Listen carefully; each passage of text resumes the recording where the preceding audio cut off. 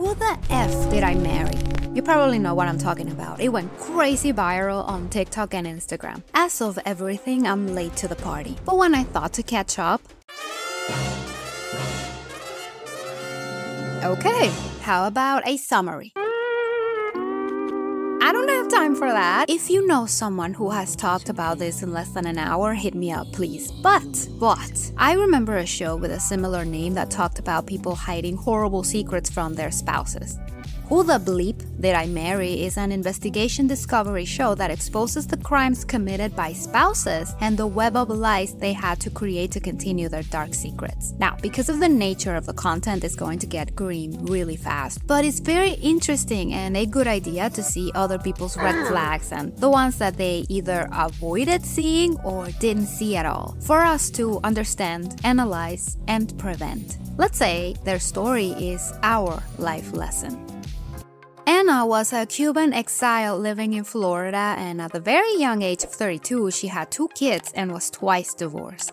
Her family, mainly mom and grandma, were pushing for another try. If Anna was my daughter, I would politely ask her to take some therapy. 2 divorces in such a short time needed to be addressed. Anna didn't want to date anybody, but one day she went to church and found herself, in her words, a Richard Gere look-alike. Juan was a mysterious man who took Anna's breath away. He was a defector from the Cuban military who I believe swam to Guantanamo in order to get here.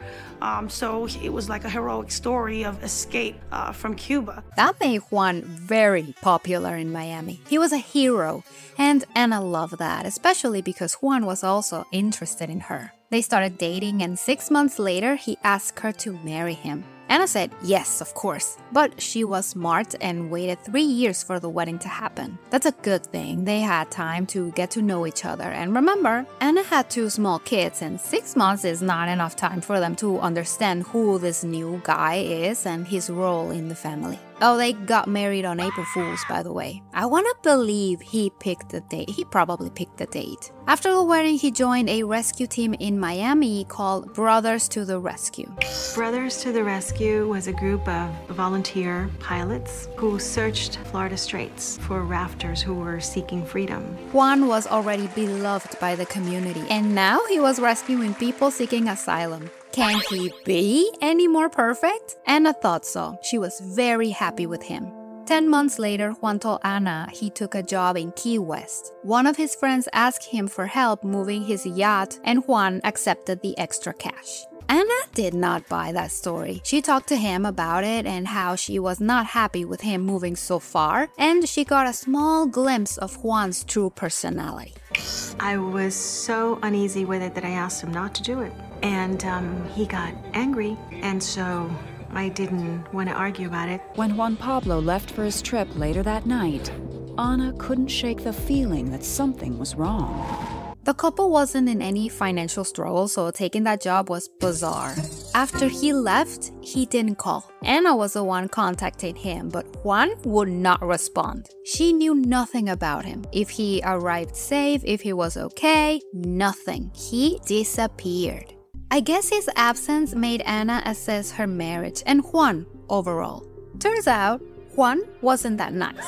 He had a short temper and his friends were kinda creepy. They got together quite often and talked, and they would speak in Russian. They said that, they just needed to practice because otherwise they would forget the language. That is more than uncomfortable, to be honest. I don't want to go all... Oh, I'm sorry. I was in America. But it's weird, and the fact they will do that in front of her knowing she cannot understand anything and in her own house makes them douches, in my opinion. I think Anna was captivated by this guy who was basically a hero and loved by the state, that she blinded herself from a lot of red flags. According to her family, Juan had no personality, no conversational skills, like they were talking to a strict military sergeant. Only yes and no answers. That's not good, ma'am. He was controlling and manipulative, but what balanced it was that he liked to make me happy. He would do things just to please me. He knew how to work her. Juan would get aggressive and then he would buy her stuff. Sounds familiar. like textbook familiar. Another massive red flag incoming. Some neighborhood kids were being silly and pulled a stunt that Juan just could not take. The kids broke one of the couple's windows and the neighbor caught them in the act. He called Anna and told he saw a couple of kids breaking the window and maybe trying to get inside. Nothing major happened, but Juan lost his marbles. He was panicking, saying something along the lines of, "It was meant for me. They are coming for me." He was getting agitated. He was waking up in the middle of the night, tossing and turning a lot. He was very stressed, and I couldn't understand what was going on. And he said it was just all work-related. Aggression and paranoia. Plus, a secret Russian conversation with his friend makes him extra suspicious. But I guess not enough for Anna because she tolerated all of this. Remember, she is assessing her marriage because Juan went missing.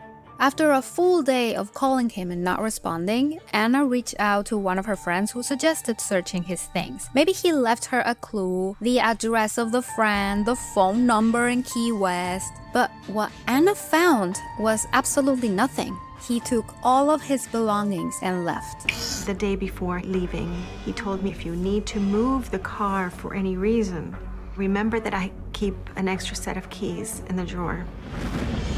This was all planned by Juan because Anna took those keys and went straight to the car. And there they were, his cell phone and a full set of keys. He was not coming back. But the plot thickens because later there is some eerie news, maybe related to Juan's disappearance. Several members of Brothers to the Rescue were dead, shot down by Cuban MiGs over the Florida Straits. I mean, 4 Americans are killed in, 2 planes by the Cuban government. It's a big story. Everybody was here. Anna and her family thought Juan planned to be with his rescue squad, and he didn't say anything to Anna because he didn't want to worry her. There were 4 casualties in the crash, and Juan could be one of them. Hours later, Anna called one of the people in the rescue squad to confirm Juan's possible demise, but they denied Juan being involved in the mission, let alone be flying that day. So, although it was a relief knowing he didn't die, he was still missing. 3 awful days passed. Then Anna got a visit from a reporter. He told her to turn on the TV and change the channel to CNN. There he was, Juan, arriving in Havana, Cuba.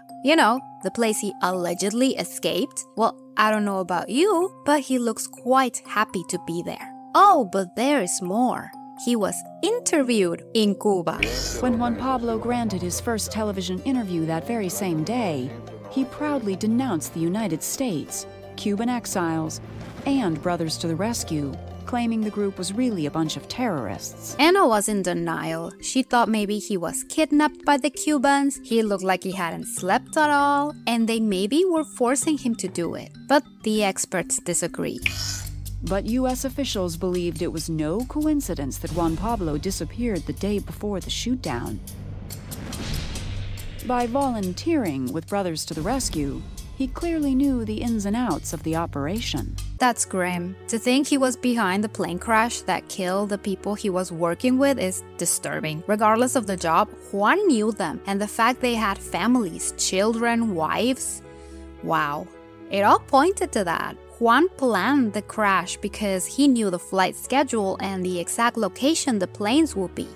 In a published article, they asked him what he missed most about the U.S. And he said, his Jeep Cherokee. This is what I mean. Therapy would have been way better for her than another marriage. Everyone could see reality as it was, except for Anna. She was still clinging for his scraps. I mean, let's be real here. Pablo allegedly arrived in Florida as if it was a movie. He said he swam 17 miles by himself. He was attacked by sharks? That sounds like bullshit, no? Why did people believe him? Why nobody questioned his story? 2 years later, Anna swallowed all the information and finally digested it. The marriage was annulled, but still, she needed to escalate because she deserved some revenge. And boy, did she deliver. She sued the Cuban government for rape and won $27 million in damages. In the state of Florida, rape is defined as sex without consent. And since my consent was procured fraudulently, it's not valid. Listen, she was just a prop for him. He used her to build a reputation to commit a heinous crime in the name of his country. So, yeah. What happened to him?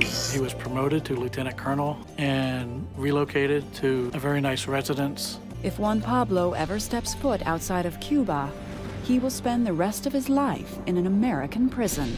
So he's trapped in Cuba. I don't think he minds, unless he angers a higher up.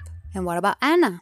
I don't think I want to live life doubting everyone. I hope I will find someone or meet someone that will truly love me and who I can really also love. I think she learned a lot about herself and the way she trusted people before Juan's real identity was in the open. A long time has passed, her kids are now adults, and I agree, she deserves her fairy tale, and I hope by now she has found her true love.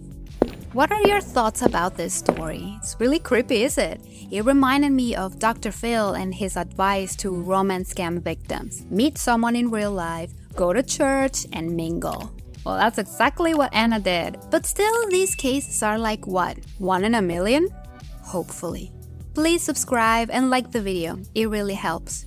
Here is a divorced man who slept with a stranger's ashes because of a catfish. Thank you for watching. Anna's brother got Juan's car so he can suck a